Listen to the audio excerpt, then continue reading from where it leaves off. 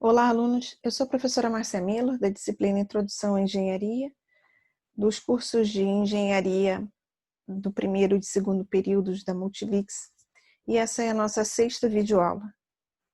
Hoje nós vamos falar sobre números e notação numérica e apresentação de tabelas e gráficos. Bom, para nós engenheiros, os números, eles correspondem às palavras ou às letras para um escritor. Nós utilizamos tudo, nós queremos quantificar, é muito natural que o engenheiro queira quantificar quase tudo que ele avalia. Então é muito importante que essa representação dos números, elas sigam um padrão. Então dessa forma nós vamos falar sobre a forma apropriada do número, né, do uso dos números aqui na aula de hoje. Bom, primeira situação nós vamos falar sobre o uso de vírgula, ponto e espaço. Aqui no Brasil a gente vai usar a vírgula para separar, né, a casa decimal das ordens de grandeza. Então, se eu tiver que falar que uma medida foi 2,5 milímetros, né, então, assim, 2,5 milímetros, nós vamos usar 2,5, porque a vírgula é usada para casas decimais. Né? No caso de ponto, ele vai ser usado quando a gente estiver usando três ordens de grandeza. Então, se eu falar que um valor, né, é 2.487 joules, a gente representa por 2,487 joules.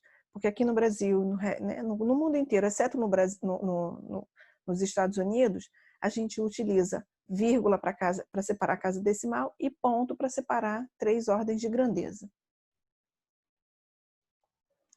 Mas muitas vezes, né, para evitar confusão, o que se usa é um espaço para separar essa ordem de grandeza. Então, a gente poderia estar usando, né, o mesmo valor que a gente adotou, por exemplo, de 1.487, a gente vírgula e meio, então eu poderia representar com 1.487,5 ou 1 espaço 487,5. A notação científica ela é extremamente importante para nós, porque às vezes fica muito complicado a gente representar um número, né, quando ele tem várias casas decimais. Então, o número de Avogadro, por exemplo, é um deles. Né? Nós costumamos representar como 6,022 e assim vai, né, vezes 10 a 23. Então, é um número muito absurdo de casas decimais, não tem cabimento a gente usar. Então, a notação científica, a gente vai conversar bastante sobre ela aqui, né, porque vocês vão utilizar ao longo do curso em várias disciplinas que houver necessidade do uso de números. A omissão do zero à esquerda ela deve ser feita, né, sempre que possível, porque para evitar poluição. Né? Então, na hora que você olha um número que tem um monte de zero na frente, né, como é que eu vou representar o 2 com 5 zeros à esquerda e depois o número 2, né, à direita? Não tem cabimento isso. Então, a gente omite todos esses zeros à esquerda para evitar a situação, né, de poluição. Bom, então nós vamos falar agora, né, como simples análise de erro pode acabar dificultando a vida da gente. Quando vocês forem, o pessoal da engenharia mecânica, estudar uma disciplina chamada metrologia, né, que é a ciência da medição, a gente vai conversar um pouquinho mais sobre isso, porque dentro da engenharia mecânica esse assunto ele é bastante relevante. Bom, imagina que a gente tem uma caixa com diversas barras e aí a gente vai medir essa barra, então a gente vai contar, né, o número de barras que tem dentro dessa caixa. Aí conto 1, 2, 3, 4, 5, 18. Ok, isso é um número discreto, por quê? 18 é o número de barras que eu tenho dentro da caixa. Porém, se eu pedir para medir o comprimento dessa barra, esse número é contínuo. Né? Então, se eu pegar lá um instrumento, que ele vai indicar de 0 a 10 centímetros, e a gente viu que a marcação está entre 7 e 8. Mas a gente não consegue verificar qual o valor certinho, porque o instrumento de medição só mede 1 centímetro, 2 centímetros, 3 centímetros, 4 até 10. E o valor da nossa barra está entre 7 e 8. Como que a gente vai fazer para representar? Dessa forma aqui, ó. A gente vai colocar 7,5 mais ou menos 0,5. Por quê? Porque esse algarismo aqui é o algarismo que a gente tem certeza. Porém, esse outro algarismo é dito como duvidoso. Então, a gente acaba usando essa nomenclatura para dizer que a barra está entre 7 e 8 centímetros, mas a gente não tem certeza do valor da medição por causa do instrumento da gente não ter um número de casas decimais. Se por acaso a régua tivesse, né, marcando, né, décimo de centímetro, ou seja, a quantidade de milímetros, e aí a gente verifica que a nossa barra vai estar entre 7,5 centímetros e 7,6 centímetros. Ou seja, a nossa barra vai estar entre 75 milímetros e 76 milímetros. Mas eu não posso dizer a última casa porque a gente não tem certeza. Então, como é que a gente vai representar? 7,55 mais ou menos 0,05. Por quê? Esse terceiro algarismo aqui é o duvidoso, a gente não sabe. Mas a gente sabe que o valor correto é 5, o outro valor correto é 7, depois 5, e esse último aqui a gente não sabe, ok? Se por acaso ele estiver indicando, né, valores dessa forma no instrumento de medição, a gente vai representar dessa forma aqui, ó. Por quê? Esse algarismo é o duvidoso, mas a gente não sabe que se vai chegar ao 7 ou vai chegar ao 9. Bom, algumas definições, elas são muito importantes, então a gente vai trabalhar elas aqui, porque nós vamos usar, né, essas palavras ao longo da aula. Então, a gente vai definir a acurácia como sendo a extensão em que o valor registrado se aproxima do valor verdadeiro e é livre de erro. Quem é livre de erro? O valor verdadeiro. Quem é que sabe o valor verdadeiro? Só Deus. Ah, mas a gente não sabe? Não. Porque todas as vezes que nós formos fazer medidas, nós vamos usar o instrumento de medição. E aquele instrumento de medição, ele não vai saber qual é o valor verdadeiro. Ele foi calibrado a partir de um outro, vamos colocar assim, um outro padrão, e a gente não sabe. Então, todos os instrumentos de medição que são fornecidos, eles não vão oferecer nunca o valor verdadeiro. E como é que a gente vai saber o valor verdadeiro? Não sabe, só quem sabe é Deus. Então, a gente vai dizer que a acurácia vai ser a extensão em que o valor registrado pelo seu instrumento se aproxima do valor verdadeiro. Vamos definir também precisão como sendo a extensão em que uma medida pode ser repetida. Repetida. E a mesma resposta é obtida. Então, vamos supor que eu meça, né, eu tenho aqui um instrumento de medição e eu vou medir, por exemplo, o tempo. Né? E aí, não vamos usar tempo não, vamos usar outra medida aqui. Eu vou usar uma trena, por exemplo. Então, essa trena, ela está quebrada, uma ponta, vamos supor que a medida de 0 a 10, ela foi danificada, quebrou e eu não percebi. Então, todas as vezes que eu for fazer a medida de uma determinada seção, ele vai indicar o mesmo valor. Porém, e aí eu posso dizer que tem precisão na minha medida, mas eu não tenho exatidão. Por quê? Porque estava faltando 10 centímetros na minha trena. Então, eu consigo ter precisão no valor da minha medida, mas eu não tenho exatidão. E quando é que a gente teria exatidão? Quando o instrumento se aproximar do valor real, ok? Vamos chamar também de erros aleatórios, aqueles que resultam de diversas fontes, e a gente não consegue melhorar a nossa medida, porque essas fontes podem ser velocidade do vento, variação de temperatura, são coisas que a gente não tem controle. Já o caso dos erros sistemáticos, eles resultam, né, de um método de medida incorreto. Então, a gente pode intervir nesses erros sistemáticos. Então, imagina a seguinte situação, né? Se por exemplo, um policial ele vai usar um radar móvel para calcular a velocidade dos carros. Se ele não fizer a calibração desse radar, ele pode medir todas as velocidades com um erro sistemático. Então, um carro que passa a 40 km por hora, ele pode estar medindo a 50. Um outro que passa a 80, ele pode estar medindo a 90. Ok? Por quê? O erro sistemático ele resulta de um método de medidas incorreto. Nesse caso, o método foi incorreto porque o instrumento não estava calibrado. A gente vai chamar de incerteza, elas resultam de erros aleatórios, ou seja, não consigo melhorar, não consigo resolver isso aqui, né? E falta de precisão também. Então, a incerteza ela está associada à leitura que nós vamos medir de um determinado instrumento. Erro a gente vai chamar que é a diferença entre o valor registrado pelo instrumento da gente e o valor verdadeiro que só Deus sabe quanto vale. Vamos falar agora sobre algarismos significativos.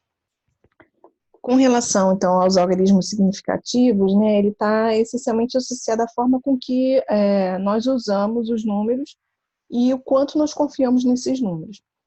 Então, uma pergunta comum é: quantos algarismos significativos eu devo usar ao registrar um número? E essa resposta, ela depende de quanto você conhece desse número. Então, a gente pode verificar na tabela a seguir né, para poder entender, ajudar na compreensão. Então, imagina se a gente tem um instrumento, né, e a gente conhece um número de uma parte em 10. E aí, quantos algarismos a gente vai ter? Um algarismo significativo. Então, imagina a seguinte situação. Tem uma régua que ela vai medir 1, 2, 3, 4, 5, 6, 7, 8, 9, 10 centímetros. Não vai ter aquelas medidas, as marcas intermediárias. Somente 1, 2, 3. Então, o algarismo significativo que a gente vai ter, apenas um. Se, por acaso, essa régua ela vai medir 1, aí vai medir, né, depois 10 partezinhas entre 1 e 2, significa que eu vou ter 100, né, uma parte em 100. E aí nós teremos dois algarismos significativos. Então, a minha régua poderia me dar um valor tipo 5,2, né? Que seriam dois algarismos significativos. E assim por diante. Se a gente tiver uma parte em 1000, uma parte em 10.000, uma parte em 1 milhão, a gente teria esses valores de algarismos significativos. Ok? Então, a seguinte regra empírica, né, pode ajudar a gente a decidir quantos algarismos significativos nós vamos registrar. Então, diversas medidas de engenharia têm acurácia de 1 para 1000 partes, de modo que 3 algarismos significativos são apropriados. Para estimar apenas 1 ou 2 algarismos significativos, devem ser registrados. Se uma medida for feita usando instrumentos extremamente acurados, então 4 ou 5 algarismos significativos ficam garantidos. Ok? Isso é uma regra, né, usada na engenharia. Bom, a gente vai dizer que um algarismo significativo, então, é um número acurado, embora seja aceitável que o último dígito tenha algum erro. Então, da mesma forma que eu falei que, imagina que um recipiente tenha 5,8 litros. Então, 5 litros a gente tem certeza, o 8 já não tanto. Poderia ser 7, poderia ser 9, poderia ser 6, né? Então, a gente não tem muita certeza do último algarismo. A gente vai dizer que o número de algarismos significativos não inclui os zeros necessários para posicionar a vírgula decimal. Então, aqui a gente pode verificar, né, exemplos do que a gente havia falado anteriormente. Imagina que a gente faça uma leitura de, né, 0,00342. Então, aqui nós temos apenas 3 algarismos significativos. Esses zeros aqui para posicionar a vírgula não são considerados algarismos significativos. Nessa forma também nós temos 3 algarismos significativos, porém, nesse outro número aqui, a gente não tem certeza. Por quê? Eu poderia ter apenas 2 algarismos significativos ou 3. A gente já vai explicar, a gente já vai explicar um pouquinho mais sobre isso. Para a notação científica, nesse número aqui, a gente escreveria dessa forma: 3,42 vezes 10 a menos 3, ok? Vou posicionar a vírgula aqui, ó, 1, 2, 3. Então, vai ficar 3,42 vezes 10 a menos 3. Ah, mas você não poderia colocar zero? Não, porque aqui o algarismo significativo duvidoso é o 2. O 2 é o duvidoso. Então, se eu colocar um zero aqui, significa que eu tenho certeza do 2. Aqui também a gente vai representar da mesma forma, 3,42 vezes 10 ao quadrado. Nessa situação aqui, na notação científica, a gente poderia estar representando dessa forma ou dessa forma. Se for dessa forma aqui, nós temos 2 algarismos significativos. Se for nessa forma de notação científica, nós teríamos 3. Por que a gente não tem certeza? Imagina a seguinte situação: se eu tiver essa representação aqui da notação científica, se a gente for colocar um número, eu sou obrigada a colocar esse zero aqui. Por mais que a gente tenha dúvida em relação ao 4, eu sou obrigada a colocar esse zero aqui. Por isso que a gente não sabe o número de algarismos significativos, se serão 3 ou 4. Ou, desculpa, 2 ou 3. Agora, se a gente tem essa representação da notação científica, a gente sabe que o último algarismo significativo que a gente não tem certeza, né, é o número 0, ok? A gente vai falar agora sobre multiplicação e divisão e adição e subtração. Então, são regras diferentes. Imagina que a gente tem, né, nesse caso aqui, um limite inferior, o melhor valor e o limite superior. E a gente vai representar por esses valores aqui, ó. De novo, limite inferior com limite inferior, valor melhor valor com outro melhor valor e o superior com superior. Na hora que a gente for multiplicar, nós temos esses valores gerados pela calculadora. Porém, o valor registrado tem que ser esse daqui, ó, porque seria o do melhor valor, né? 53 mais ou menos 1, porque esse valor aqui, a gente teria aqui apenas 2 algarismos significativos. Então, nós não poderíamos colocar aqui, por exemplo, um vírgula alguma coisa, porque se a gente coloca vírgula alguma coisa, a gente teria 3. Esse daqui já seria o algarismo duvidoso. Isso no caso de multiplicação e divisão. No caso de subtração, a gente vai obedecer à regra da vírgula. Então, nessa situação aqui, na hora que a gente vai somar esse daqui com esse daqui, o que está acontecendo? Esse instrumento, ele me dá apenas uma casa decimal, e esse outro instrumento vai me dar 3 casas decimais. Quando a gente somar esse comprimento, por exemplo, com esse comprimento aqui, eu não posso dizer que a gente tenha certeza desses 3 algarismos depois da casa. Da casa decimal, né? A gente só tem certeza de uma casa decimal e não 3. Então, por mais que a calculadora ofereça esses valores para a gente, nós vamos ter que registrar dessa forma aqui. Por quê? Esse último valor, ele é o nosso algarismo duvidoso. Aí você pode perguntar, Márcia, por que a gente vai usar 7 e não 6, como está representado aqui? Porque é questão de arredondamento, né? Se aqui tivesse um 5, por exemplo, aqui teria que virar 7. Se aqui tivesse 4, aí permaneceria o 6, ok? Isso é um critério de arredondamento. Então, para a gente ter noção aqui em relação ao sistema de unidades também, porque as unidades elas são extremamente importantes, né? E elas devem vir precedidas, né? Os números aqui vêm precedidos, né? Das unidades. Então, para a gente ter uma noção aqui, você vai falar, pô, a gente vai usar todas essas unidades. Infelizmente, na engenharia, a gente não consegue padronizar. Então, por exemplo, para comprimento, é muito comum encontrar tubulação com medida em polegada, né? Em alguns comprimentos é usado metro também, e em algumas situações a gente usa até pé. No tempo, as medidas são usadas, né? Hora, minuto e segundo, isso aqui é universal. No sistema internacional a gente usa segundo, no sistema internacional a gente usa metro. Massa, no sistema internacional a gente usa quilograma, mas no sistema inglês a gente pode usar, né, unidades como, por exemplo, libra-massa ou slug, que são usados na Europa, por exemplo.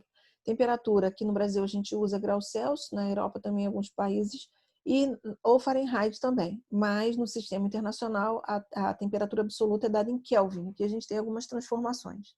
A unidade de força no sistema internacional é Newton, mas também é muito utilizada libra-força. Pressão, na unidade internacional, no sistema internacional a gente usa Pascal, porém é muito comum a gente encontrar instrumentos que meçam em bar e também em PSI. Em PSI é muito comum as pessoas usarem libra, mas a palavra está errada, não é libra. É libra força por polegada quadrada. As pessoas costumam fazer uma simplificação, né, de libra força por polegada quadrada, que na verdade é PSI. Unidades de volume também. É muito usual a gente encontrar galão, que é a mesma coisa que 231 polegadas cúbicas, que é a mesma coisa que 3,785 litros, mas aí tem diferença de galão inglês e galão americano. A viscosidade é dada... e no sistema internacional nem está aqui, né, que é metro cúbico. A viscosidade ela pode ser dada, né, em Poasse, Stokes, e aqui a gente tem a representação da viscosidade dinâmica e viscosidade cinemática. Por isso que as unidades estão diferentes. Unidade de potência pode ser HP, né? O Watt, que é no sistema internacional, mas é muito comum a gente utilizar, por exemplo, sistema de refrigeração BTU por hora, né? Ou essa unidade aqui que é bem menos usual, libra-força pé por segundo. Energia também pode ser dada em BTU, quilocaloria, né? Ou pé, libra-força, que ela é menos utilizada.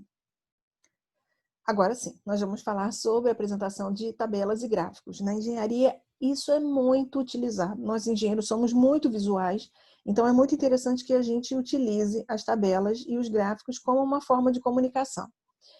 Antes da gente pensar em construir uma tabela, algumas definições elas devem ser comentadas aqui. A primeira é sobre variáveis dependentes e independentes. Então, vamos supor que a gente precise medir a velocidade de um carro numa estrada, por exemplo, né? Calcular a máxima velocidade que um carro pode ter numa estrada, né? E como poderia calcular a velocidade desse carro, de um carro na estrada.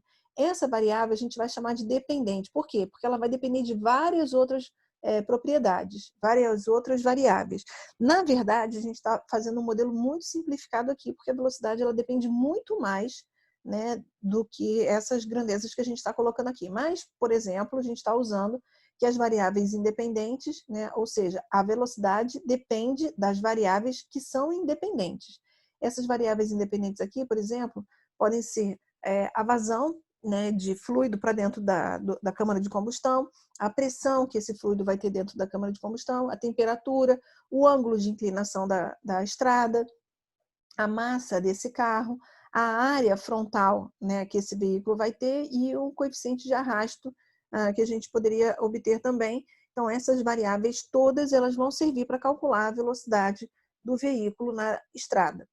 Como que a gente poderia montar uma tabela para falar sobre essas informações aqui, para relacionar essas grandezas?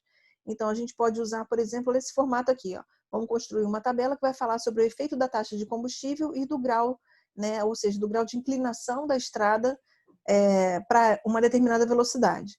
Então, vamos imaginar a seguinte situação. Aqui, né, essa primeira coluna, que vai ficar bem à esquerda, ela vai ter que estar a variável independente, que nesse caso aqui vai ser o grau de inclinação da estrada, que é dada em grau. Poderia ser dada em radiano, mas nessa situação vai ser dada em grau. Então, a gente vai usar a primeira inclinação, que é 0 graus, e a segunda inclinação, que é 5 graus. Então, a primeira é 0 grau e a segunda é 5 graus. Vamos usar uma segunda variável independente, que vai ser a vazão máxima, que a gente vai chamar de taxa de combustível, que a unidade é quilograma por segundo. Então, a gente vai definir aqui 1 quilograma por segundo, 2, 3, para uma inclinação de 0 grau, e depois 1, 2, 3 para uma inclinação de 5 graus. E aí a gente vai ter aqui a velocidade, nesse caso aqui vai ser dada em milhas por hora. Então, ele vai dando a velocidade, conforme vai aumentando a taxa de combustível, você vai aumentando a velocidade, né? E repara que a velocidade teve uma queda, né, de 0 grau de inclinação para 5 graus de inclinação, né? Então, a gente vai ter uma diminuição dessa velocidade. E nesse caso aqui, né, 32,2, a gente vai ter depois um aumento, mas repara que esse aumento aqui ele é menor do que quando a estrada não tem a inclinação. Bom, se a gente for verificar, a tabela ela não vai mostrar para a gente logo de cara, né, que aqui tá, a gente consegue perceber que aqui houve um aumento, aqui também houve um aumento, mas a gente teria que prestar bastante atenção para verificar que houve um decréscimo desse valor aqui para 1 quilograma por segundo para esse valor aqui, para a mesma quantidade de vazão, né, de taxa de combustível de 1 quilograma por segundo, porque houve um aumento, né, um incremento do ângulo de inclinação. Então, a tabela ela tem essa limitação, porque ela não mostra muito claramente como que essas grandezas, né, essas variáveis estão se comportando. Para facilitar a nossa vida, o que a gente usa? Gráficos, porque os gráficos são mais visuais e a gente consegue verificar isso de uma forma melhor. Então, por exemplo, nessa situação aqui, a gente pode estar verificando, olha, a taxa de combustível, como a gente tinha lá, tá ok? E aí, para determinadas inclinações, a primeira aqui com 0, a segunda com 5 e a outra com 10. O grau de, ele coloca aqui grau da estrada, né? Ele colocou até em percentual aqui, né? Então, 0% de inclinação, 5%, 10%. E aqui até saiu cortado, mas isso aqui é a velocidade dele. Então, a gente consegue, a partir do gráfico, verificar que a partir do momento que a gente vai tendo um aumento dessa inclinação, né, do grau da estrada, a gente vai tendo um declínio da velocidade. Dependendo do valor dessa velocidade, se a gente usar um gráfico que tem uma separação linear, fica meio complicado a gente detectar como está sendo a variação, né? Então, muitas vezes, nós vamos usar essa representação aqui. Isso aqui é um gráfico de semilog. Por que semilog? Porque aqui ó, ele continua linear, como aqui em cima, ó, 0, 1, 2, 3, 4, 5, aqui também 0, 1, 2, 3, 4, 5, porém, aqui ó, o espaçamento é diferente. Então, se a gente for verificar que aqui está de 20 em 20, aqui eu teria 10, aqui 20, aqui 30, 40, 50, por quê? Eu consigo abranger uma velocidade maior até 100, ok? E a gente consegue verificar como foi a inclinação, né? Nessas três situações aqui de grau da inclinação. Essa outra representação aqui é log-log. Então, vai ser o log da velocidade e vai ser também o log da taxa de combustível. Aqui até que não está muito gritante, mas existem algumas situações em que existe uma variação muito absurda. Né? A gente tem visto isso agora ocorrendo, por exemplo, com a situação do Covid. Né? Então, houve um aumento exponencial do número de casos, porque a cada dia esses casos eles têm tido um aumento muito relevante. Então, fica muito complicado a gente fazer essa representação nesses casos com um espaçamento linear. Então, o interessante é que a gente use esses gráficos aqui de log-log para a gente poder verificar, inclusive, se ele está diminuindo ou está aumentando. Ok? Nesse gráfico linear aqui, isso já fica mais complicado. Existem outras formas também da gente representar, né, visualmente. E aí a gente mostra aqui para vocês, né? Vou pegar aqui esse daqui é um gráfico tridimensional, e aí a gente consegue ver a partir de uma superfície qual é o comportamento, né, da propriedade que a gente está avaliando, que nesse caso pode ser a taxa de combustível. Então ele vai ter essa superfície aqui, ele vai ter uma determinada inclinação, porque esse gráfico aqui é tridimensional. Em vez de representar em duas dimensões, como a gente colocou aqui, poderia estar representando dessa forma aqui. Ou então utilizando, né, esse esquema aqui de barras, né, também mostraria qual é o comportamento, né, para três situações diferentes, né, de inclinação. Essa outra forma também aqui a gente utiliza quando a gente tem um percentual. Então, vamos supor, né, que a gente esteja verificando qual é o tipo de energia que é fornecida aqui no Brasil. Então, a gente teria um percentual muito grande de hidrelétricas, um outro percentual de termoelétricas, um outro percentual de energia eólica e assim sucessivamente, até representar 100%. Então, essa representação fica muito fácil para a gente visualizar, né, para verificar quais são, por exemplo, os principais pontos que podem ser avaliados, né, enfim, dentro de gestão de qualidade também o pessoal também costuma utilizar para ficar mais fácil de detectar aonde você tem que atacar um problema, por exemplo. Bom, como que a gente vai fazer essas representações desses gráficos? Então, existem alguns critérios, né? Não é simplesmente traçar uma linha, né, uma ordenada e uma abscissa e sair colocando números lá. Então, aqui a gente vai conversar sobre o que é aceitável e o que não é. Então, essa situação aqui é aceitável, né? A gente vai ter, por exemplo, uma indicação, e sempre na parte inferior, tá? A gente não deve colocar esses tracinhos aqui na parte superior. Então, essa indicação aqui, por exemplo, seria de 0 a 10 e a gente vai colocando, né, um traço de 1 em 1. Então, aqui eu teria 1, 2, 3, 4, 5. O 5 fica um pouquinho mais em evidência, né? 6, 7, porque está no meio. 6, 7, 8, 9, 10. Ou então a gente poderia estar representando de 2 em 2. Aí seria 2, 4, 6, 8, 10. E aqui de 5 em 5. Então seria 0, 5 e 10. Toda vez que a gente pegar um gráfico, a gente tem que parar e avaliar quais são, né, as seções que a gente vai ter entre os valores indicados. Não é aceitável a gente usar números quebrados aqui, por exemplo. Então, 2,25, né, não deve ser representado dessa forma. Você não coloca o valor numérico aqui. E nem dessa forma aqui, ó. Tá ok? Isso aqui deve ser, isso não é aceitável. Outra situação também que não é aceitável é quando a gente tem valores muito grandes e na hora que for colocar, né, por exemplo, aqui na abscissa, fica muito poluído. Então, olha esse valor de tensão aqui, 10 mil volts, 20 mil volts, 30 mil, 40 mil, fica muito ruim. A mesma coisa acontece quando for números muito pequenos.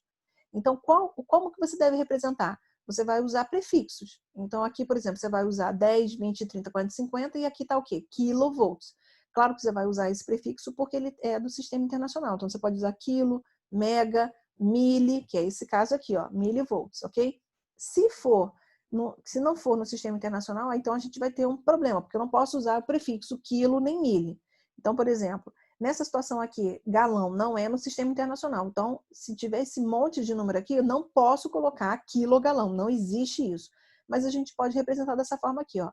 1.000 galões, ou então 10 a terceira galão, ou você vai escrever por extenso também, 1.000 galões, ok? Então, você pode botar a representação por número, né, por potência, ou escrever. A mesma coisa vai acontecer, né? Você pode utilizar, por exemplo, aqui você colocou a unidade entre parênteses. Aqui você pode permanecer com a unidade em galão, porém dizendo que a grandeza que você está medindo, ela está sendo representada aqui como sendo 10 a menos 3, ok? Então, significa que esse valor que está representado aqui, ó, esse valor que a gente está vendo aqui, é o valor 10 a menos 3. Então, na hora que você tiver que reproduzir, como é que você vai reproduzir? Você precisa multiplicar por 1.000. Porque o valor que é fornecido aqui é 1.000 vezes menor do que o valor que deveria estar sendo representado, ok? Bom, ainda, né, como você deve representar, então nós temos aqui dois tipos de escala. Uma escala que é linear, então a gente pode ver 1, 2, 3, 4, 5, 6, 7, 9, 10, 20, e uma outra escala que é logaritma. Então, se a gente verificar, ó, aqui está 1, aqui é 2, aqui é 3, 4, 5, 6, 7, 8, 9, 10. Aqui 11, não, minto, não é 11, olha só, eu já ia cometer um erro. Aqui não pode ser 11, porque aqui está 50. Então, aqui é 10, aqui vai ser o quê? 20, 30, 40, 50. Depois, 60, 70, 80, 90, 100. Então, essa escala aqui, logaritmo, ela é dividida era dividido em duas etapas. Então, a gente vai ter a primeira etapa e a outra segunda etapa, ok? Por que não vai, por que é a segunda etapa? Porque senão eu continuaria aqui, olha, 11, 12, 13, e não foi, né? Tanto que aqui chegou a 50. Outra forma também da gente usar símbolos, né, para poder representar pontos em uma linha. A gente já vai ver como que isso funciona. Esses símbolos a gente pode usar porque eles são facilmente identificados. Então, esses símbolos são visualmente mais fáceis de serem identificados. Esses aqui não devem ser usados em hipótese nenhuma, porque a gente confunde, né? E a gente utiliza gráficos, né, e diagramas justamente para poder facilitar a visualização. Na hora que você usa essa simbologia aqui, você dificulta, a pessoa tem que ficar muito atenta para não errar qual é a legenda. Então, não deve ser usado. Ah, mas eu acho bonitinho. Mas não é para ser bonitinho, não, é para ser prático. Nessa situação aqui, você também pode usar linhas contínuas, linhas tracejadas, né? Traço e ponto, enfim, existe toda essa metodologia que você pode usar. Outra coisa, quando for representar, por exemplo, uma linha, e aí você vai ter um ponto nessa linha, ela tem que ter uma descontinuidade. Para quê? Para acabar não confundindo com uma situação que ele estaria completamente cheio, ok? Então, é importante que quando você representar um ponto numa linha, ele tem que ter essa descontinuidade, tem que apagar essa continuidade dentro dela para não causar confusão na hora que você olhar. Vamos entender, então, por que eu estava falando daquelas simbologias para colocar lá. Nós temos aqui 3 representações, 3 gráficos distintos. Esse primeiro gráfico aqui, a gente vai usar quando a gente estiver observando alguma coisa. Então, imagina a seguinte situação. Aqui ele fala de tempo transcorrido. Então, eu vou fazer uma medida. Então, num determinado tempo, eu venho e faço uma medida aqui da concentração, né, de um determinado produto. Depois eu faço uma outra medida, vai achar esse valor. Depois eu faço uma outra, acho esse valor, esse, e vou colocando esse valor aqui no nosso gráfico, ok? Depois eu venho com uma reta e vou ligando esses pontos. Então, ele fica com esse aspecto aqui. Nessa situação, isso aqui, a gente vai dizer que esse diagrama, né, ele vai ser de observação. Por quê? Esses dados, a gente verifica o valor, coloca lá e vai simplesmente ligando os pontos. Esse outro gráfico aqui, essa segunda representação, eles são dados empíricos. Então, é diferente. Você fala, poxa, Márcia, mas não é a mesma coisa? A gente não foi lá e mediu? Sim. Só que na hora que a gente for fazer a curva, a gente repara que a gente vai dizer que existe uma curva que tem uma tendência. Então, esses gráficos aqui são a partir de observações. E esse daqui é de um modelo empírico, de um processo que a gente está avaliando. Então, por que os pontos não ficaram em cima? Por causa de erros que podem acontecer, como a gente havia conversado anteriormente, provavelmente devem ser erros aleatórios. Então, porque tem alguns pontos que ficam bem próximos à linha, né? E tem outros pontos que ficam um pouquinho mais afastados. Ok? Ó, isso aqui está bem, bem próximo. Então, provavelmente a gente vai ter aqui alguns erros aleatórios. Pode ser que haja erros sistemáticos também, né? Por exemplo, tem 2 pontos aqui em cima, de repente, tem mais pontos aqui em cima. Então, esse daqui é um gráfico feito a partir de um experimento e a gente vai tentar fazer uma descrição do nosso processo a partir desse experimento. A última situação são dados teóricos, ou seja, eu vou lá, verifico qual é a equação que vai relacionar a concentração do nosso produto com o tempo transcorrido.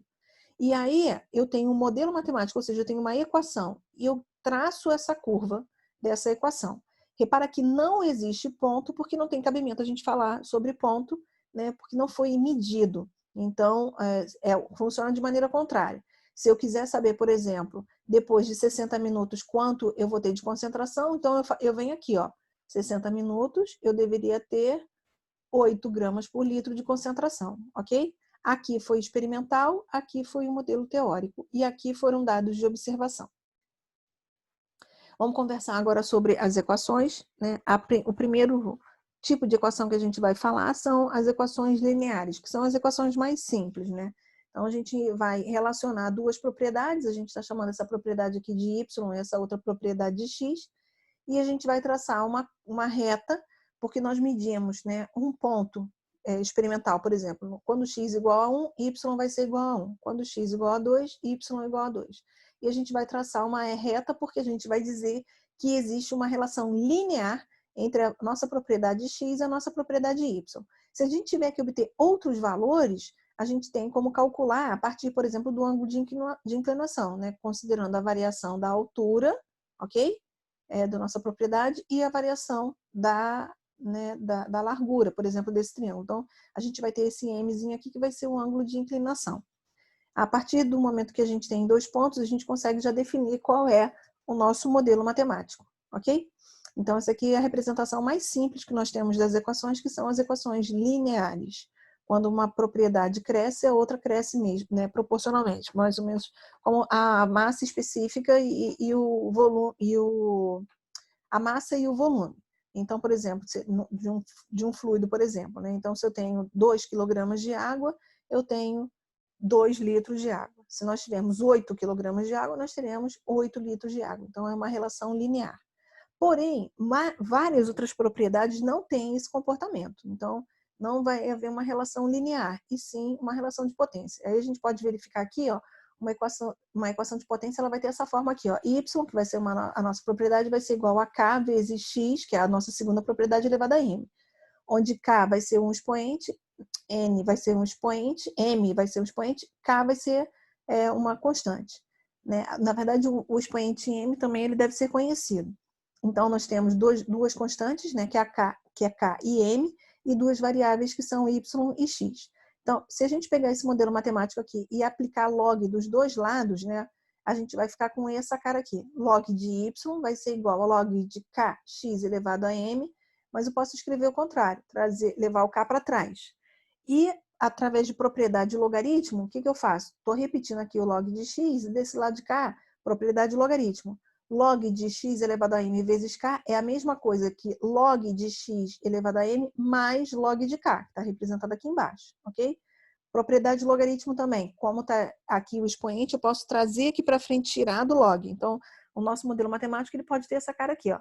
Log de x vai ser igual a m, log de y vai ser igual a m vezes log de x mais log de k. Lembrando que k e m são constantes. Então, vamos aplicar isso para um exemplo, né, prático aqui. Se y for igual a 2 vezes x elevado a 0,5, se a gente for usar aquele modelo matemático aqui, né, vamos repetir, ó, log de y vai ser igual a 0,5, que era o valor do expoente m aqui, log de x, mais log de 2, que era o valor de k. Se a gente for estimar valores de x de 1 a 25, nós vamos poder calcular o valor de y, né? Pode usar a partir desse modelo aqui, ó. Então, vai pegar x, que é 1, vai elevar a meio, que vai continuar sendo 1, vezes 2, vai dar 2. Se a gente usar x igual a 2 elevado a meio vezes 2, vamos encontrar esses valores aqui, ok? Então, vamos montar essa segunda coluna da nossa tabela. Aí nós vamos pegar esse valor aqui dessa coluna, aplicar log e nós vamos achar esse valor aqui. E vamos pegar o valor da segunda coluna, aplicar log e nós vamos achar esses valores aqui, ok? Então, nós temos agora uma tabela, né, com valores de x, de y, de log de x e de log de y. Se nós formos usar aquele gráfico linear, a gente vai ter essa representação aqui, ok? Onde aqui embaixo a gente tem x, aqui em cima a gente tem o valor de y, e ele vai ter essa curvatura. Se nós formos usar, né, na situação que aqui a gente vai colocar o valor de x e aqui o valor de y, nós vamos representar aqui o valor de log, então ele vai ter esse espaçamento aqui e esse formato aqui. Porém, a gente pode, em vez de usar o valor de x no gráfico, né, e o valor de y, a gente pode usar o valor de log de y e log de x. E ele fica com esse aspecto aqui, fica até um pouco mais fácil da gente poder fazer a análise, ok? Algumas propriedades ficam muito complicadas a gente poder fazer esse cálculo aqui. Então, aqui a gente está vendo que ele começou com 1, depois 2, 3, 4, né, 3, 5, depois ele pulou para 10, depois ele pulou para 25. Então, fica muito complicado a gente fazer essa representação, porque a gente vai ter uma concentração muito grande de dados nessa ponta aqui, e eles vão espaçando. O ideal, então, é que a gente possa usar dessa forma aqui, né, embora ele fique um pouquinho mais poluído em relação ao número de barras, né, tanto verticais quanto as horizontais, ou a gente pode estar representando dessa forma aqui, porque os dados ficam mais espaçados, né? E repara que a gente vai usar o valor dos logs, então a gente consegue verificar qual é o comportamento, né, como que esses dados eles estão crescendo. E aí a gente tem, né, uma outra situação, só que com a potência com valor negativo. Então, como a gente tinha anteriormente, né, o valor aqui do nosso expoente era positivo, 0,5. Então, a gente verificava como era, né, havia um valor, né, havia um crescimento. Nesse outro caso aqui, vai haver um decréscimo, e a gente consegue verificar. Nós vamos fazer o mesmo critério que a gente fez anteriormente. Então, o valor de K é 10, está aqui, né, o valor de M é menos 0,8, está aqui. Vamos construir a nossa tabela com os valores numéricos, né? Vamos inserir valores de 1 até 10, depois calcular o valor de y, calcular o valor de log de x e calcular o valor de log de y. Na hora que nós formos representar por gráficos, né, com espaçamento constante, né, de x e de y, a gente vai ter essa curva aqui. Se nós usarmos, né, esse modelo de gráfico aqui de log, a gente vai ter um espaçamento maior, porque aqui é a mesma coisa, a gente vai ter uma concentração maior aqui no número de pontos, né? E aqui isso a gente consegue diminuir um pouco. Mas essa outra representação aqui fica mais claro para a gente poder fazer uma análise dos dados, né, entendendo como está sendo a inclinação, qual é a velocidade que isso está diminuindo, né, desses dados. Uma outra forma também da gente apresentar é com equações exponenciais. Então, nessa situação aqui, nós temos o valor de y, aqui ficou meio ruimzinho de ver, né? O valor de k, que é constante, o valor de b, que é constante, mas aqui em cima a gente vai ter m e x, que no caso o m vai ser constante, mas o x vai ser variável. Então, se a gente for usar o mesmo critério, o mesmo modelo matemático, né? A gente chega aqui log de y, aplicando log dos dois lados, vai ser igual a log de, imaginando que a base é 10, tá? De log de k, 10 elevado a mx, e a gente chega aplicando as propriedades do logaritmo, nós chegamos nesse modelo matemático aqui, ok? Bom, para usar um exemplo, né, vamos usar esse modelo, essa equação aqui, né? Aplicando o modelo matemático da gente ali, nós chegamos nessa última equação, e entrando com valores de x de 0 a 5, nós calculamos o valor de y, calculamos também o valor de log de y.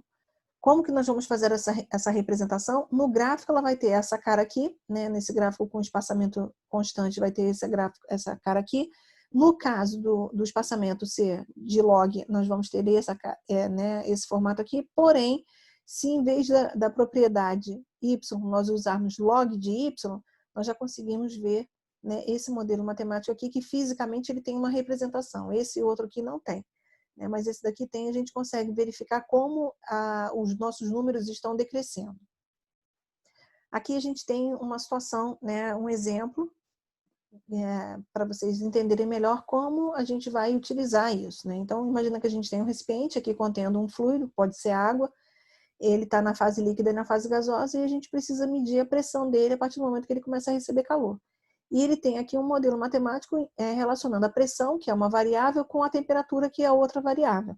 Então, se nós traçarmos, né, um gráfico para fazer análise, nós verificaríamos esse comportamento aqui da temperatura com relação à pressão, ok? Então, a gente tem aqui um aumento, né, da pressão com relação à temperatura. Então, repara que a gente não aumenta tanto o valor da temperatura, mas vai ter um aumento significativo no valor da pressão. A gente pode usar, nesse caso aqui, tem que reparar que existe um valor negativo aqui. Então, na hora que a gente vai usar o gráfico de log, né, nessas duas situações, aqui é representado, né, o valor de log mesmo da pressão, aqui não, aqui é apenas o valor da pressão, a gente consegue verificar, né, que existe um decréscimo. Por quê? Como que a gente vai entender isso? Significa que a minha temperatura, ela não varia na mesma ordem que a minha pressão. Então, quando a gente for relacionar o log, a gente consegue verificar, né, um decréscimo desse valor aqui, né, porque o valor vai diminuindo em relação à posição, né, que a gente vai ter aqui do inverso da temperatura do vapor.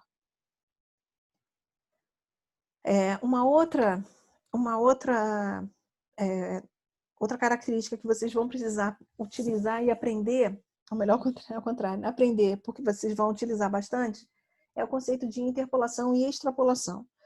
Interpolação, né, a gente vai utilizar quando nós tivermos dados, né, por exemplo, né, a gente tem uma curva aqui, essa curva ela foi montada a partir de dados experimentais, então vamos supor que a gente tem esse valor aqui, né, da propriedade X e da propriedade Y, e tem esse outro valor da propriedade X e da propriedade Y. E a gente quer encontrar um valor intermediário. Então, a gente vai falar que nós vamos fazer uma interpolação. A extrapolação é quando nós tivermos dois valores aqui e o valor que a gente tiver calculado estiver fora do intervalo entre esses dois. Então, se esse valor aqui for 9, esse valor aqui for 10, e eu quero calcular um valor para 11, a gente vai extrapolar. A extrapolação ela não é muito confiável. A interpolação ela pode ser considerada mais confiável. A interpolação, tanto a interpolação quanto a extrapolação, a gente vai adotar o seguinte critério aqui. A gente vai fazer um ajuste de curva. Então, claro, vocês podem verificar que a gente vai usar um modelo linear. Então, mesmo que essa minha curva aqui seja uma exponencial, seja uma parábola, né, seja, enfim, ela não seja reta, nós vamos aproximar dois pontos por uma reta. Vai haver um errozinho aqui, ó, mas ele é muito insignificante. Como que nós vamos calcular isso aqui? Através de semelhança de triângulo. Então, se eu quiser, se a gente tiver um valor que é x1, um valor x2, tá? Aqui no gráfico, no ponto, ó, a gente tem o valor x1, que é relativo ao valor de y1. Nós temos o valor x2, que é relativo ao valor de y2. E nós quisermos encontrar o valor x, a gente tem o valor x e quiser encontrar o valor y, a gente pode usar interpolação. Repara que vai haver um erro aqui, ó, mas esse erro é muito pequenininho, a gente vai até desprezar, ok? Do valor real para o valor que nós vamos calcular. Então, o valor que a gente vai calcular, ele é obtido a partir desse modelo matemático aqui, onde y1 a gente pega na tabela, né, y1 e y2, o x1 e o x2 também, o valor de x é o valor que a gente quer, que a gente tem, né, que foi dado, e o valor de x1 também foi dado, a gente encontra aqui no nosso gráfico. Bom, então vamos supor que a gente tem aqui um valor que seja relativo a 3, esse valor aqui de x seja 5, e eu queira achar um valor quando x for igual a 4 para o nosso y. Então, eu vou substituir aqui por 4, aqui por 3, né? Aqui os valores respectivos, né, que estiverem na ordenada, e assim a gente consegue estimar um valor para a nossa propriedade y. Isso é muito utilizado na engenharia. E da mesma forma que a gente fez essa interpolação, né, no caso de um gráfico, a gente também pode fazer numa tabela. Então, na tabela, como é que vai estar? Vamos supor que vai estar aqui a nossa variável independente, que vai ser x, e na tabela vai mostrar o valor de x1 e o valor de x2. E lá do outro lado, a nossa variável dependente, que vai ser y1 e y2. Então, vamos imaginar que foi dada uma condição de temperatura, x1 e x2, e vamos supor a temperatura de 20 graus Celsius e de 30 graus Celsius, e eu quero uma temperatura de 28 graus Celsius. Para 28 graus Celsius, eu quero calcular a pressão. Então, a gente tem aqui, ó, vamos supor, quando o fluido da gente tiver 20 graus Celsius, ele vai estar com uma pressão de 100 kPa. Quando ele tiver a 30 graus Celsius, ele vai estar a uma pressão de 120 kPa. Não pode ser feito regra de 3, porque existe um erro. Não é regra de 3. Na verdade, quando a gente interpola, a gente está fazendo semelhança de triângulo. Então, que é bem diferente de regra de 3. Porque a gente vai estar trabalhando com diferença, ok? Diferença fracionária, como está escrito aqui. Então, se eu quiser um valor aqui, lembra que eu tinha 20, tinha 30, e vamos supor que agora eu quero um valor para 28. Como que eu vou achar o valor de 28 para a nossa pressão? Eu tinha de 20, que era 100, de 30, que era 120. E eu tenho como interpolar para achar uma pressão aqui, desse lado de cá, para 28 graus Celsius, ok? Então, a gente utiliza muito essa técnica de interpolação para encontrar valores que não foram fornecidos na tabela ou no gráfico. Aí eu vou deixar um exemplo para vocês praticarem, ok? Tem uma situação aqui que é dita a respeito, né, de alguns valores de temperatura e pressão também. As temperaturas são dadas em graus Celsius e a pressão em PSI. E aí ele fala aqui, por exemplo, que ele quer conhecer, né, a pressão para 46 graus Celsius. Então, se a gente for avaliar a pressão, ó, ela vai estar entre 45,5 e 46,7.